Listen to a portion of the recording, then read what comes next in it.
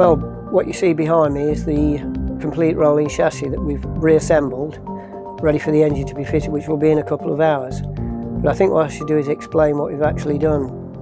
The actual steel framing was perfectly okay. Front and rear brakes have been completely rebuilt, calipers taken apart, new seals, new piston kit in both master cylinders, the front fork oil seals, also the front fork upper spring retainers. They were too badly corroded, and removing them actually damaged them, so we've had new upper fork spring retainers made.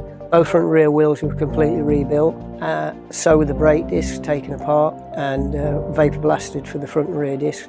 As to the other components, another area of difficulty we came across was both ignition coils, and as we removed them, all 4 coil leads broke away from the actual coil. Using our ingenuity, we've actually replaced the HT lead part of the coil.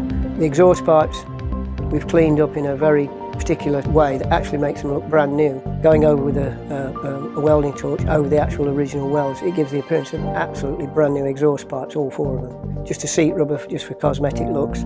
The components you'll see straight away, the magnesium parts, which are the crankcases, but also the top and bottom fork yoke, have been what we call re-chromated. What you're looking at is a complete rolling chassis, ready to go, and in fact it's probably race prep.